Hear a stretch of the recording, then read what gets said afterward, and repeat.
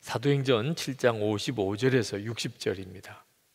사도행전 7장 55절에서 60절 말씀을 제가 봉독하겠습니다.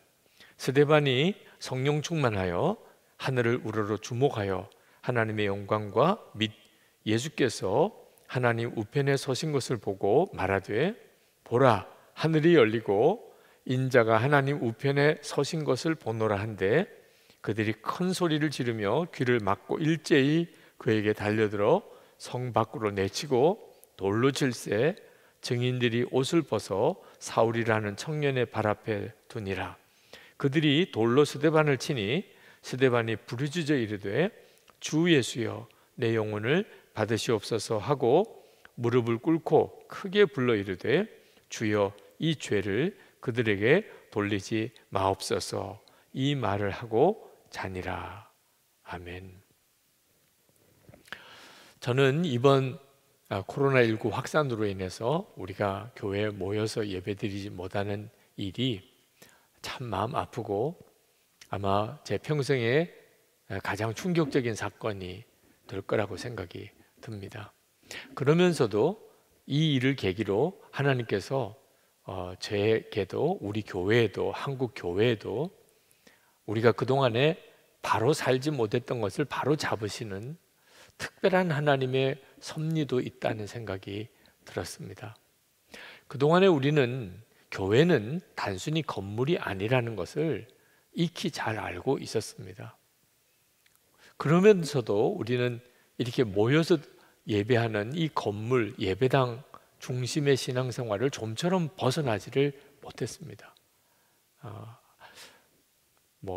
가지고 있는 생각이 어쩔 수 없이 그저 교회 그러면 예배당 건물을 생각하는 거죠. 건물인 예배당을 중심으로 신앙생활을 하는 것을 좀처럼 이렇게 깨우쳐 벗어나지를 못했습니다. 여러분 중에 선교적 교회라는 말을 들어보신 분이 있을지 모르겠습니다. 그동안의 교회 중심의 신앙생활, 그저 교인 수가 몇 명인가를 따지는 그런 형태의 교회 성장주의는 이제는 벗어나야 된다. 우리가 하나님의 성전인 까닭에 성도들이 있는 곳이 곧 교회다. 그게 이제 선교적 교회의 개념이죠. 더 이상 건물 중심의 그런 신앙생활의 틀을 벗어나야 한다. 예수 그리스도를 주인으로 모시고 있는 우리들이 세상 속으로 들어가서 거기서 소금처럼 빛처럼 살아야 한다. 이 하나님의 나라를 위해서 우리가 감당해야 될 사명이라. 설교 때도 또는 강의 때도 그렇게 전해졌지만 여전히 우리 생각 속에는 교회 그러면 건물을 생각을 했었는데, 이번에 코로나19 확산으로 인해서 도대체 건물인 예배당에 모일 수가 없던 초유의 사태가 벌어지게 되면서 우리가 있는 곳이 교회구나. 지금도 여러분이 이 성령 집회에 영상으로 참여하고 계신데 여러분이 있는 바로 거기가 교회인 것입니다. 왜냐하면 여러분이 그곳에 있기 때문에, 그리고 여러분 안에 예수 그리스도가 계시기 때문에. 그러니 여러분이 있는 그곳이 아주 거룩한 예배 처소가 된 거죠. 이런 전환이 하나님께서 이번에 우리에게 주시고 계십니다. 물론 많은 목사님들이 걱정하시는 것은 이렇게 흩어져서 가정에서 영상으로만 예배를 드리는 것이 너무 익숙해지는 바람에 나중에 모여서 예배 드리는 것에 대한 의미, 그 중요함을 잊어버릴까. 그래서 한국교회가 이 일을 계기로 모이는 열심을 잃어버리고 한국교회가 그만 쇠락의 길로 가지 않을까, 그런 걱정을 하고 있습니다. 모여서 예배하는 일은 그 자체로도 대단히 중요합니다. 그러나 예배당이 곧 교회라는 생각은 빨리 벗어나야 하는 거죠. 이제 우리가 다시 모이게 될 때는 하나님께서 왜 모이는 것이 중요한지를 또 우리에게 알게 하실 겁니다. 이미 많은 성도들이 이렇게 모이지 못하는 바람에 모이는 예배에 대한 갈급함, 모여서 예배하는 게 얼마나 중요했었나 하는 것에 대해서 다 아마 마음의 깨달음이 있을 거라고 생각이 듭니다. 그러나 이번 기회에 교회가 더 깊은 영향력을 이 세상에 끼칠 수 있는 그런 교회로 거듭나야 합니다. 이번에 부활절 소비 공감 운동, 공감 소비 운동, 우리 부활절 헌금을 지역사회를 살리고 취약계층을 돕는 일로 우리 흘려보내서 세상을 살려내는 일을 하자. 하나님께서 그동안 너무나 원하셨던 일입니다. 이번에 온 성도들이 함께 시장을 한번 가보는 일, 그 전에 정말 생각하기도 쉽지 않았던 일이죠. 오늘 도대체 왜 시장에 이렇게 사람이 많은 거야? 그 선한목자교회 교인들이 다 장을 보러 나왔대. 하나님께서 정말 원하시는 것은 세상에 있는 많은 사람들이 성도의 존재, 교회의 존재가 얼마나 중요한가 하는 것을 알게 하는 것입니다. 자, 그런데 우리가 해결해야 될 과제가 하나 있는데, 그것은 단순히 그저 교회 성도들이 이렇게 세상에 나가서 아주 좋은 일을 하는 것, 그 정도에서만 그쳐서는 안 된다는 겁니다.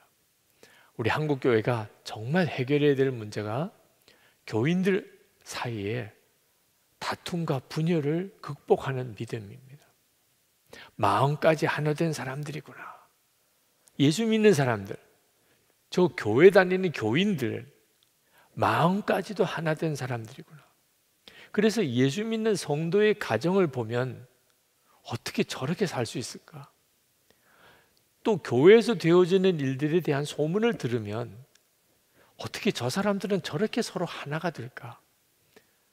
그럴 때에야 비로소 교회는 세상의 소금과 빛의 사명을 감당하게 되는 겁니다. 그러므로 이번에 우리가 이 어려운 과정을 거치면서 우리가 마음까지 하나 된 사람들로 변화되어야 될 숙제를 가지고 있는 겁니다. 여러분, 그러나 마음까지 하나 된 사람들이 되자, 이런 형태로 나가면 반드시 실패해요. 마음까지 하나 된 사람들의 공동체가 되는 일은 목표를 가지고 노력할 문제가 아닙니다. 그러면 그것 자체가 부담이 되고 좌절도 되고 의심도 되고 그렇게 될 수 있을까? 그리고 강요하게 됩니다. 그래서 되는 것처럼 겉으로만 강요하게 되는 거예요. 마음까지 하나 된 사람들의 공동체는 열매입니다.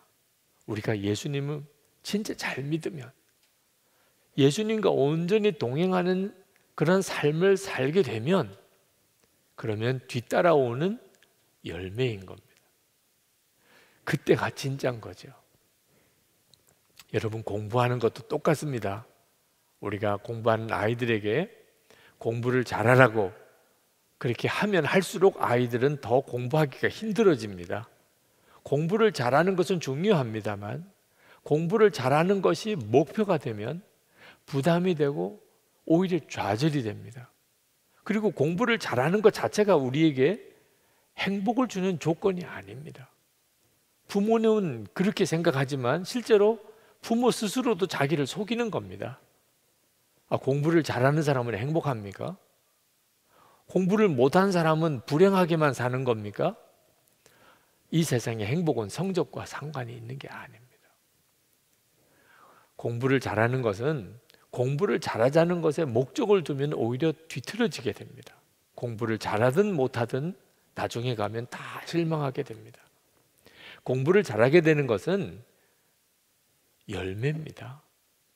공부를 잘하게 되어져야 그게 정상인 거죠.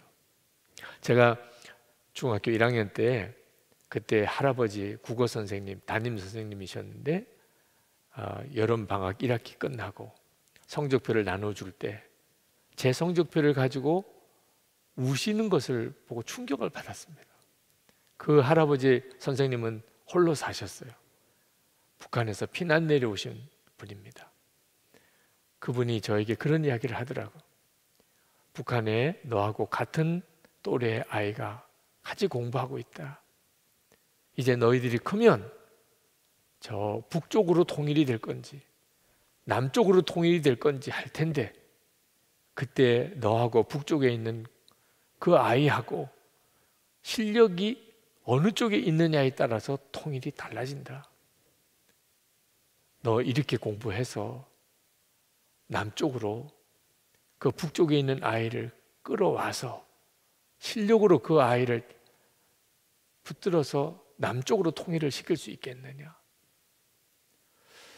제가 성적표를 가지고 제 책상에 돌아 앉아서 중학교 1학년 남자아이가 공부해야 되겠다, 그런 생각이 그냥 들더라고요. 저는 중학교 때부터 그래서 공부를 열심히 했습니다. 애국심으로 했습니다. 많은 분들이 그런 이야기를 들으면 참 어이없어 하는 분들도 계시지만 저는 정말 그때부터 내가 공부를 열심히 해야 통일이 우리나라로 민주주의로 통일이 될 수 있다, 그런 생각을 했습니다. 공부를 열심히 하는 것은 공부를 열심히 하는 것 자체를 목표로 해서는 다 실패합니다. 왜 공부해야 되는지 이유가 생기면 그러면 공부하지 말라고 그래도 공부하는 거죠. 마음까지 하나 된 사람들 역시 예수님과 동행하는 사람이 될 때 그렇게 되어지는 열매인 겁니다. 초대교회, 초대 예루살렘 교회에 성령이 임하시고 그들은 예수님이 자기들과 함께 계신 것을 알았습니다. 그리고 주님과 동행하는 삶을 살게 되었어요. 그때 나타난 놀라운 열매가 마음까지 하나 된 공동체가 된 겁니다. 재산까지 서로 같이 나누어 쓸 정도로 그런 놀라운 공동체가 된 거예요. 그런데 그 열매 중에 또 다른 하나가 있었는데 그게 뭐냐면 고난도 감사하게 받아들이는 것. 고난당하는 것을 감사하게 받아들이는 것. 자, 마음까지 하나 된 공동체가 되는 것과 고난도 감사함으로 받아들이는 것은 다 한 가지에서 나오는 열매들입니다. 살아계신 주님, 주님과 동행하는 사람이 되어졌을 때 정말 성령께서 그 마음의 중심에 오셔서 주님을 바라보는 눈을 열어주는 사람이 되었을 때 일어나는 일이었습니다. 초대교회는 소유도 같이 나누어 쓸 수 있는 그런 참 놀라운 공동체였지만 말할 수 없는 핍박을 받게 되는 그런 고난의 공동체이기도 했습니다. 그 대표적인 사건이 바로 오늘 읽은 성경인 스데반의 순교 사건입니다. 예수님의 부활을 전하다가 스데반은 돌에 맞아서 죽었습니다. 사람이 돌에 맞아서 죽는다는 것처럼 끔찍한 일이 있을까요?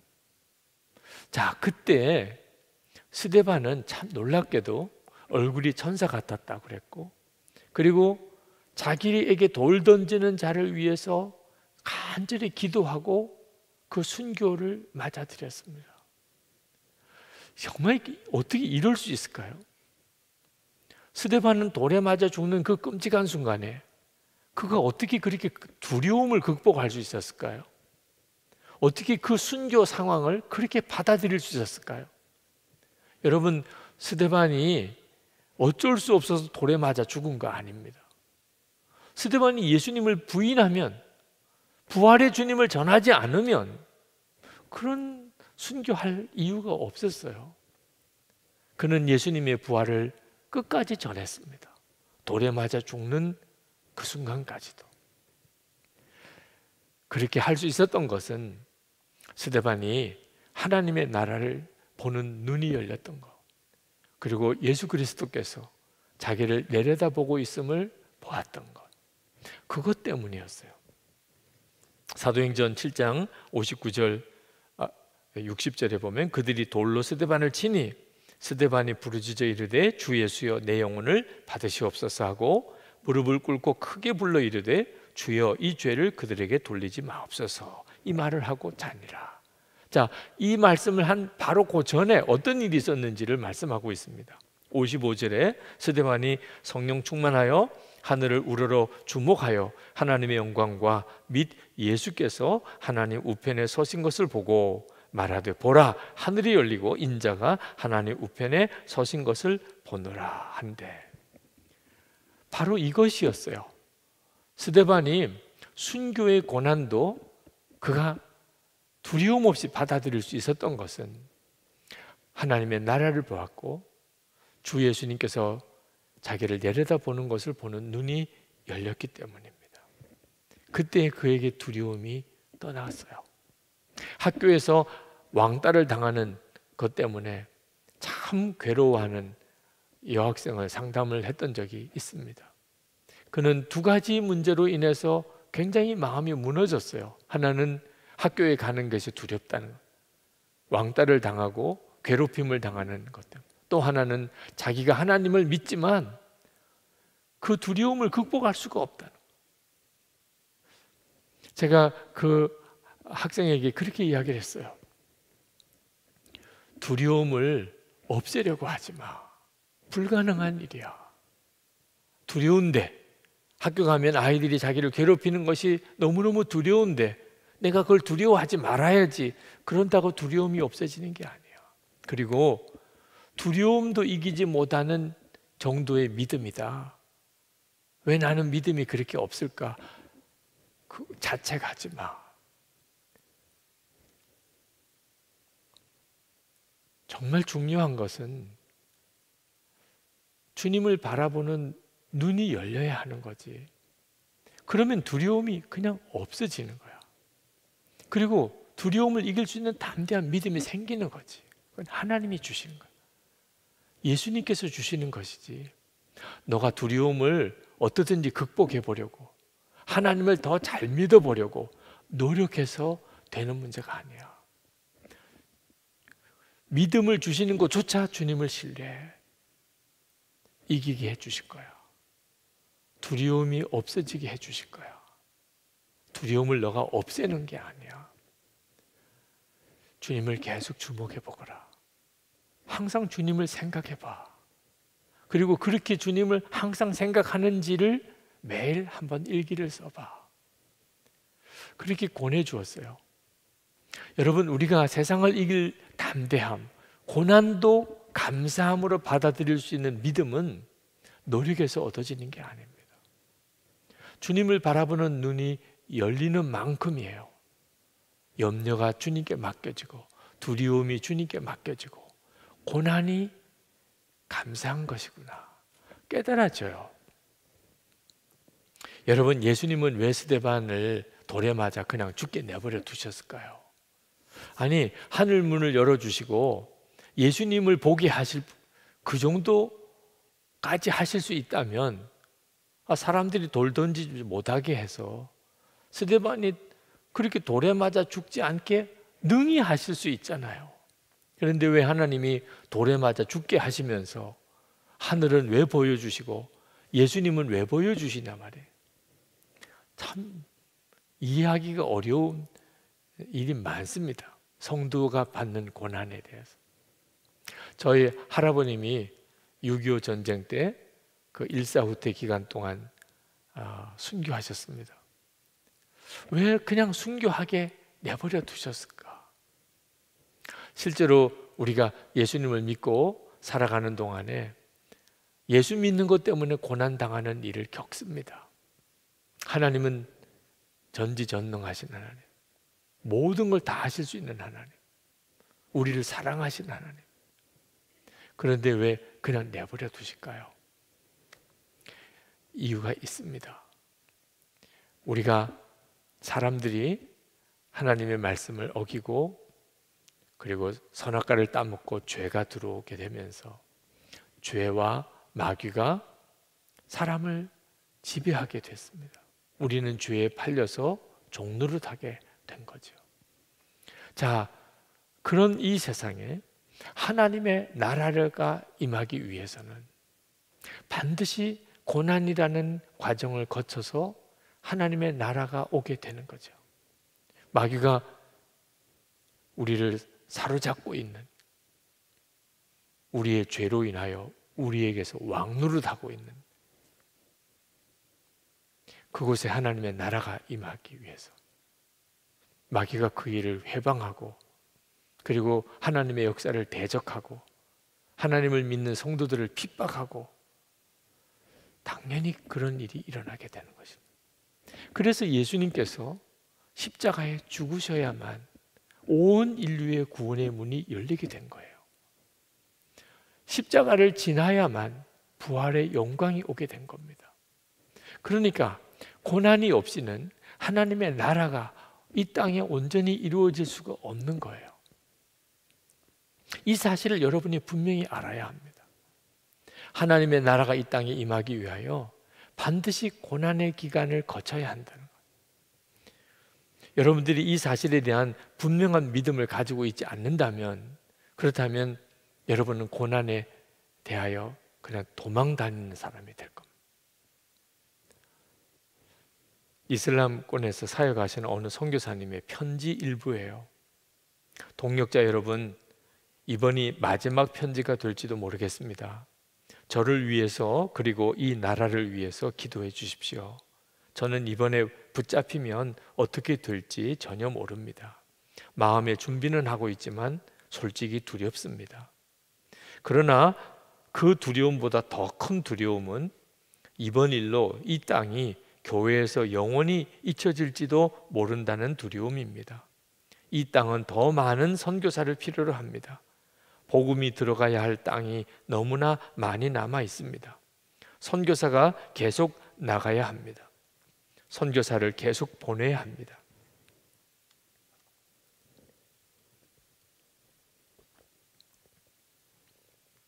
와서 죽을 거 알면서도 보내야 합니다. 그 길 외에는 이 영광스러운 복음이 전달될 방법이 없기 때문입니다. 왜 우리가 고난의 길인 줄 알면서도 가지요?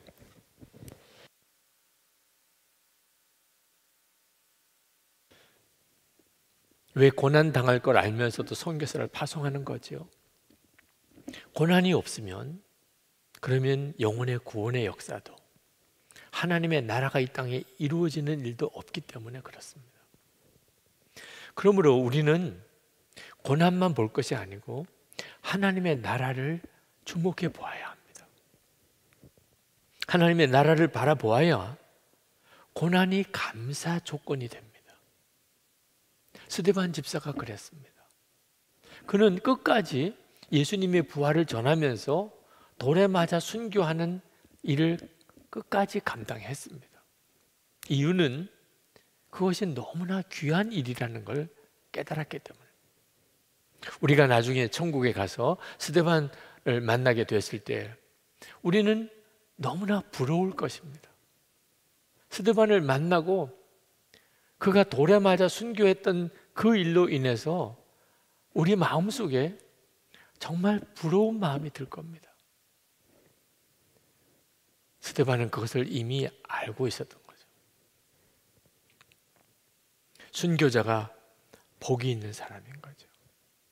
우리가 만약에 하나님의 나라를 정말 알지 못하고 예수님이 우리와 함께 계시는 것에 대해서 진짜 믿지 못한다면 우리는 다 바보같이 살 겁니다.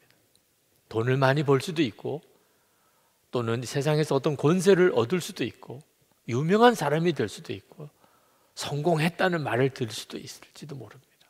그러나 그는 나중에 하나님 앞에 섰을 때 정말 바보같이 살았다고 밖에는 말할 수가 없을 겁니다.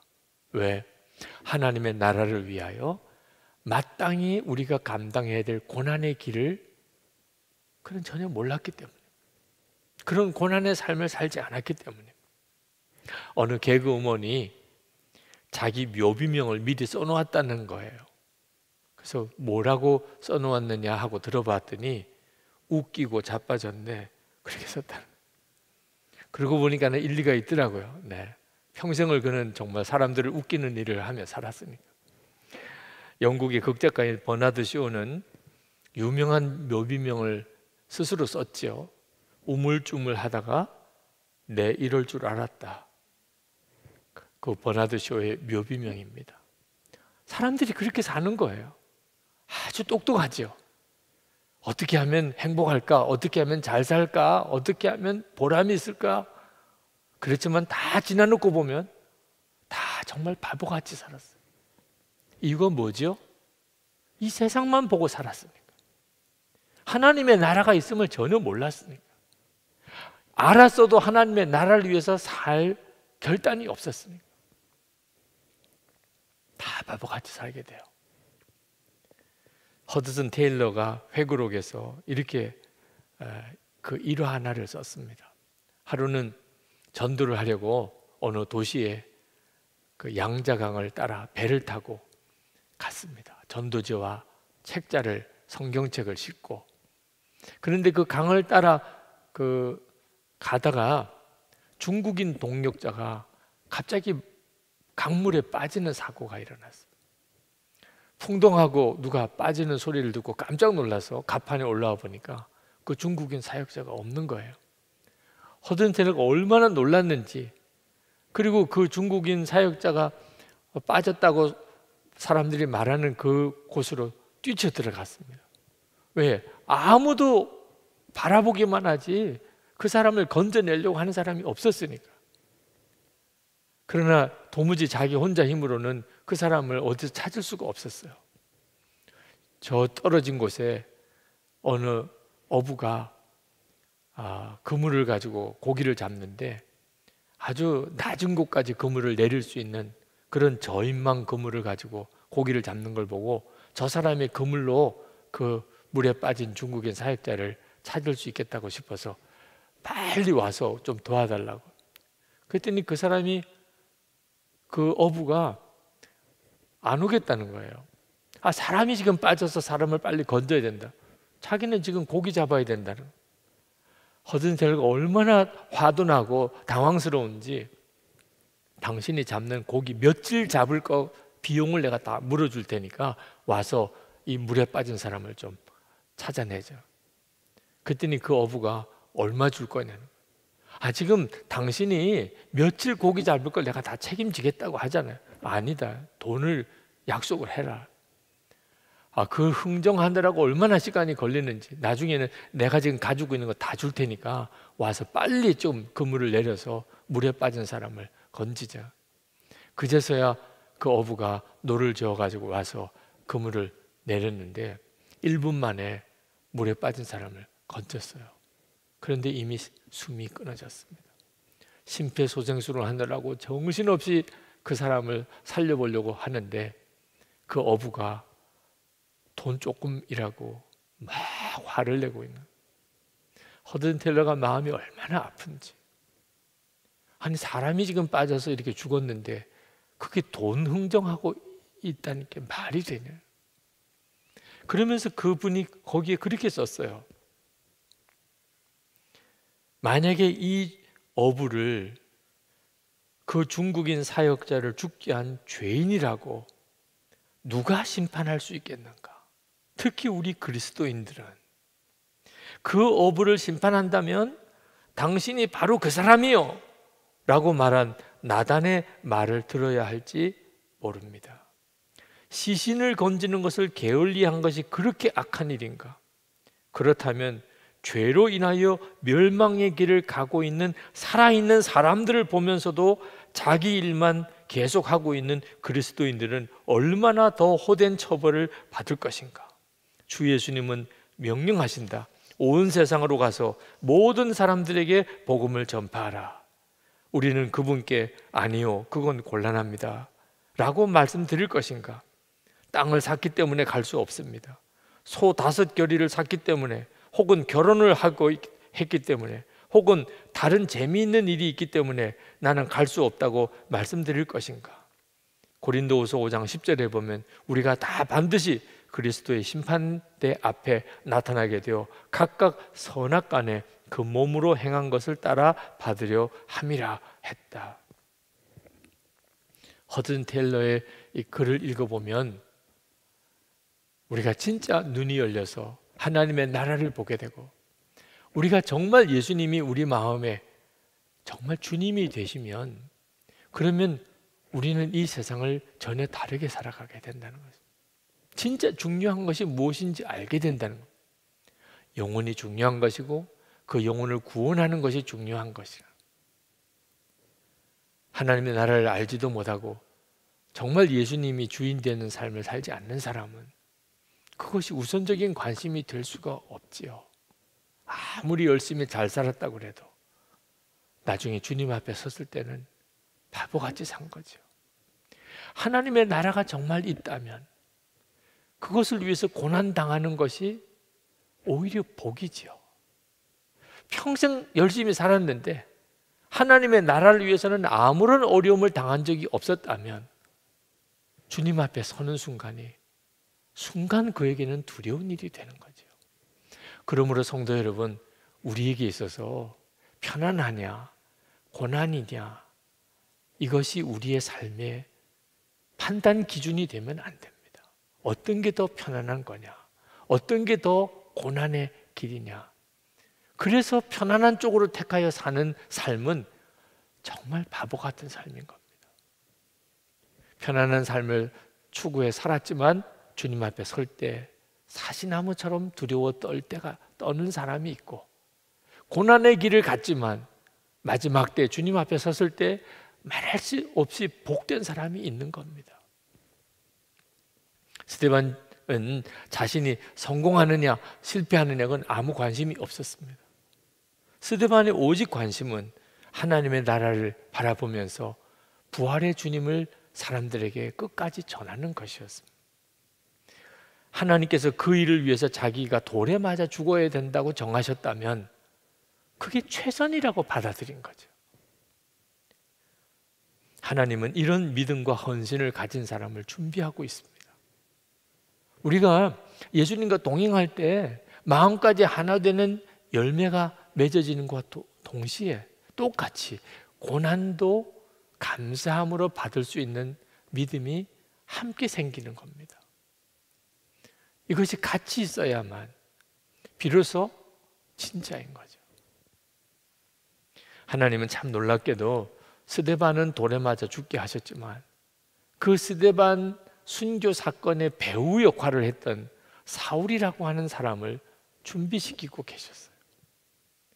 그는 스데반의 순교의 뒤를 이어서 정말 엄청난 복음 전도 사역을 감당하죠. 그리고 그도 로마에서 목배임을 당하여 순교하게 됩니다. 하나님의 역사는 그 순간순간에는 다 알 수가 없습니다. 우리에게는 오직 하나, 하나님이 하시는 일은 최선이다. 주님이 결정하시고 허락하신 일에는 반드시 하나님의 계획이 있는 거다. 이번에 코로나19 확산으로 인해서 우리가 지금 겪는 이 어려움이 고통스럽지요. 빨리 종식이 되었으면 좋겠고, 감염자들도 그로 인해서 죽음을 맞이한 이들도 참 안타깝지요. 전 세계가 지금 어려움을 겪습니다. 또 어려운 교회들, 오늘도 우리가 헌금을 했지만 외국인 이주자들을 위한 교회들, 어려운 교회와 사람들이 참 많습니다. 그러나 이 어려움 속에도 하나님의 행하시는 일이 있다는 겁니다. 우리가 그것을 분명히 볼 줄 알아야 합니다. 욥이 이해할 수 없는 고난을 당했지만 그는 하나님을 끝까지 신뢰하는 믿음이 있었습니다. 모세가 가나안 땅에 들어가지 못하고 죽었습니다. 근데 그것을 모세는 받아들였습니다. 하나님이 결정하셨으면 그게 더 유익할 것이라고.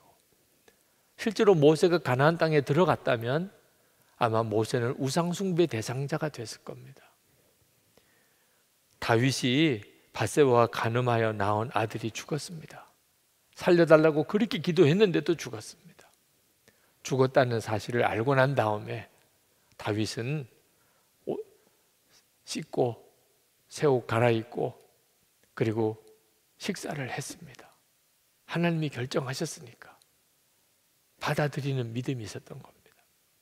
압살롬이 반역했을 때 그가 예루살렘을 포기하고 그리고 도망갈 때 시므이라고 하는 사람이 쫓아오면서 다윗을 저주했을 때 하나님이 욕하라고 한 거 내가 받아야지. 그러면서 깨끗하게 받아들였습니다. 하나님이 다윗에게 성전 짓는 일을 허락하지 않았습니다. 다윗은 그걸 그냥 받아들였습니다. 요셉 자기를 죽이려고 했던 형들 용서할 마음을 주셨을 때 순종했습니다. 그래서 이스라엘 지파가 생기게 된 거죠. 하나님이 하시는 일에, 하나님이 정하신 일에 거기에 하나님의 뜻이 있을 거다. 그렇게 믿는 믿음이 고난 앞에서 우리를 담대하게 만드는 겁니다. 이 고난도 하나님이 나에게 허락하신 것이라면 그러면 내게 유익할 것이라. 감사합니다. 이렇게 고백할 수 있는 겁니다. 저는 지금까지 살아오는 동안에 사실 그 순간순간에는 다 이해할 수 없는 어려움들이 있었습니다. 하나님의 역사를 어떻게 사람이 다 알 수 있겠습니까?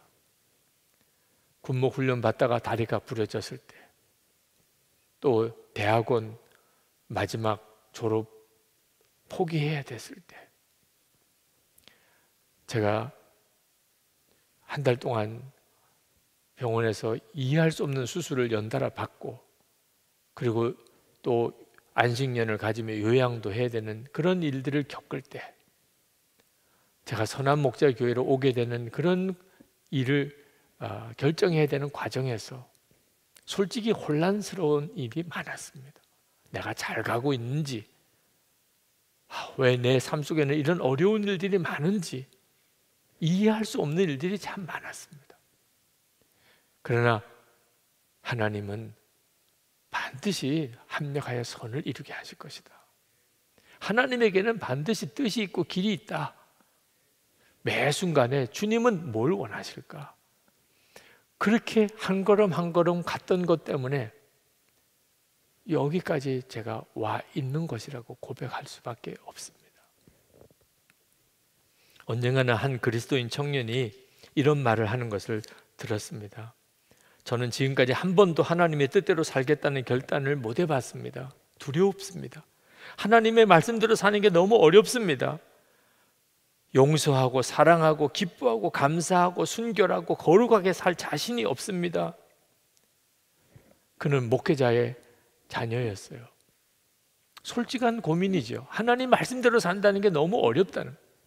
근데 여러분 중에도 그렇게 생각하는 사람이 있을 겁니다만 스스로 속이는 겁니다. 여러분, 그러면 반대로 생각하면 용서하지 않고 미워하고 싸우고 슬퍼하고 불평하고 부정적으로 생각하고 아주 추하고 타락한 삶을 사는 것은 그건 뭐 쉬운 것 같이 생각이 드십니까? 실제로 그렇게 살아보십시오. 훨씬 어렵습니다. 싸우고 미워하고 슬퍼하고 불평하고 그리고 그저 막 살아가고 세상 재미 그저 탐심과 욕심으로 여러분 살아본 사람은 그게 지옥이라고 느낍니다. 우리가 스스로 속고 있는 거예요. 하나님의 말씀대로 사는 게 가장 쉬운 길입니다. 그 길이 당장은 어려워 보여도 점점점 우리 마음을 담대하게 하고 그리고 평강을 주시고 그리고 하나님께서 역사할 수 있는 바탕이 된, 그리고 지나고 보면 잘했구나, 내가 정말 잘 선택했구나 기뻐지게 되고 주님 앞에 섰을 때 잘했다, 수고했다 그런 칭찬을 받게 되는 겁니다. 왜 이런 축복의 길, 고난일지라도 그게 복이 있는 이 길을 왜 사람들은 그렇게 힘들어하는 걸까요? 저는 얻은 결론이 주님을 인격적으로 몰라서 그렇다고 생각이 듭니다. 성경도 지식으로만 알고 있는 것, 하나님의 나라도 지식으로만 아는 것, 예수 그리스도를 인격적으로 알게 되면 하나님의 나라는 단순히 지식이 아닙니다. 이미 예수님이 내 안에서 왕이시니 하나님의 나라가 뭔지 실제로 본인은 하나님의 나라에서 살고 있는 거예요. 그래서 그는 고난을 보는 눈이 달라지는 겁니다. 어떤 분이 저를 만나서 그런 이야기를 하시더라고요. 목사님을 만나보니까 듣던 것과는 많이 다르네요. 어떻게 다른지는 제가 물어보질 않았습니다. 제가 충격받을까 봐. 그냥 듣던 것과는 다르다는 거예요. 여러분들도 어떤 사람을 만나면 듣던 것과 다른 경험을 많이 할 겁니다. 예수님도 똑같습니다. 예수님에 대해서 다 들으셨죠. 읽으셨죠. 근데 실제로 주님을 인격적으로 만나면 듣던 것과는 다르네. 그렇게 고백하게 됩니다. 그 놀라운 것이 바로 마음까지 하나 되는 것, 역사가 일어나고, 그리고 고난도 감사해요. 내가 만약에 하나님이 내게 어떤 선택의 기회를 주신다면 나는 더 어려운 길을 갈 것이다. 여러분, 이런 생각이 도대체 어떻게 가능합니까? 어느 길이 주님과 동행하는 길일까? 주님은 어떤 길을 가고 싶어 하시나? 그 점만 분명해지면 아마 여러분 모두가 다 그렇게 사실 것입니다. 헬렌 로즈비어 선교사님, 콩고 선교사님, 2016년에 세상을 떠나셨습니다. 이 헬렌 로즈비어 선교사님이 유명한 것은 그분이 콩고에서 10년 동안 사역을, 그분은 의료인이에요. 의과대학을 졸업하고 콩고에 와서 병원을 세우고 학교를 세우고 하셨는데, 콩고 내전이 일어났을 때 반군에게 붙들려서 그가 6개월 동안 그 정글 감옥에서, 거기서 그 반군에 의해서 성폭행을 당한 끔찍한 경험을 하신 분입니다. 여인으로서 그보다 고통스럽고 수치스러운 일이 어디 있겠어요. 그런데 그가 풀려나고 난 다음에 영국으로 다시 잠깐 1년 동안 요양을 위해서 왔다가 다시 콩고로 돌아가요. 거기서 나환자들을 섬기고, 그리고 병원을 세우고, 그렇게 거기서 사역을 하셨습니다. 그가 콩고 내전 당시에 정글 감옥에 있을 때 동료들이 비참하게 죽고 자기는 성놀이개감이 되어서 성폭행을 당하고 정말 말할 수 없이 끔찍한 공포 속에 거기서 5개월 동안을 지내는 동안 하나님을 원망하는 마음이 들었어요. 내가 이렇게 여기까지 와서 선교사로 사역을 하는데 이런 끔찍한 일을 당하게 왜 내버려 두시나. 근데 그때 마음에 하나님이 말씀하시는 것이 들렸습니다. 헬렌, 너 내게 감사할 수 있겠니?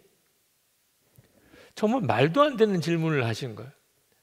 지금 그 상황에서, 정글 감옥에서 지금 성폭행을 당하고 있는 그 상황에서 내게 감사할 수 있겠니? 당장 대답했대요. 하나님, 저 감사할 수 없어요. 저는 하나님께서 기뻐하시는 일을 하기 위해서 이곳까지 와서 복음을 전했는데 제 동료 선교사들은 순교했고 저는 성폭행을 당했어요. 하나님 같으면 감사할 수 있으시겠어요? 저는 감사할 수 없어요. 그때 하나님이 다시 말씀하셨어요. 그럼 헬렌, 내가 너를 믿고 있는 것에 대해서는 감사할 수 있겠니? 충격을 받았어요. 지금 내가 겪고 있는 어려움, 그것으로는 감사할 수 없다 하더라도 내가 너를 믿고 있다, 그것에 대해서는 감사할 수 있겠네. 지금까지 자기가 하나님께 감사한다고 생각했어요. 또 자기가 하나님을 믿는다고 생각했어요. 그런데 하나님이 자기를 믿고 계시다. 무슨 뜻이죠? 이런 험한 일을 당해도 그래도 이 콩고 땅을 떠나지 않고 이곳에서 끝까지 복음 전하는 사역을 계속 해줄 것이다. 헬렌, 너는 그렇게 해줄 것이다 하고 내가 믿는 것을 너는 감사할 수 있겠네. 그가 눈물로 하나님께 감사한다고 그랬어요. 하나님 감사합니다.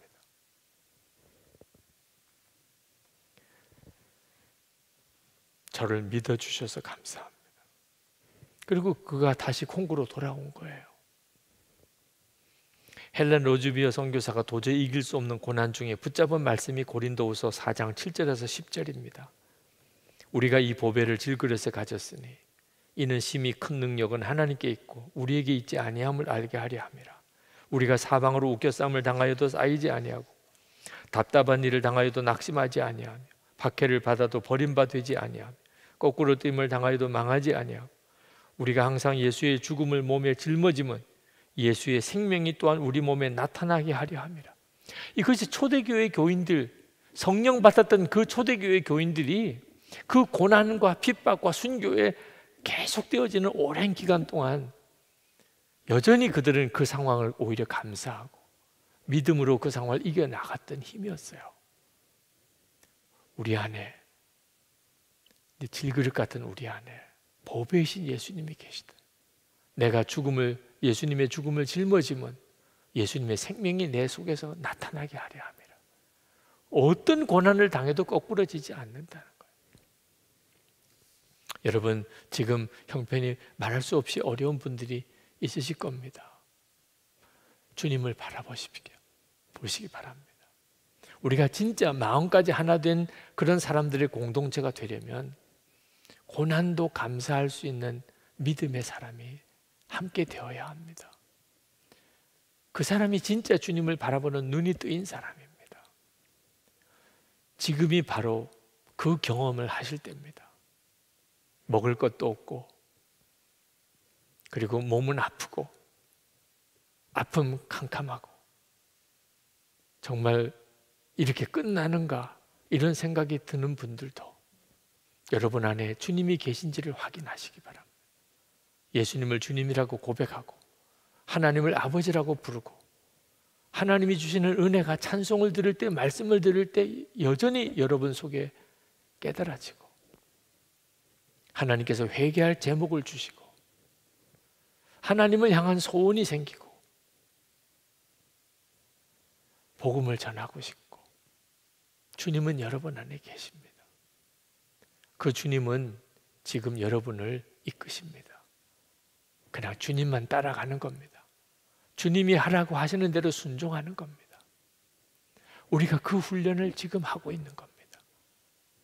이제 이 상황이 끝나고 나면 우리는 시편 23편의 고백, 사망의 음침한 골짜기로 다닐지라도 해 받을 것을 두려워하지 않는다. 지나봤으니까, 사망의 음침한 골짜기를 지나봤으니까 이제 더 이상 걱정하고 두려워하지 않는다 하는 고백을 할 수 있을 겁니다. 주께서 나와 함께 하심이라. 아멘입니다.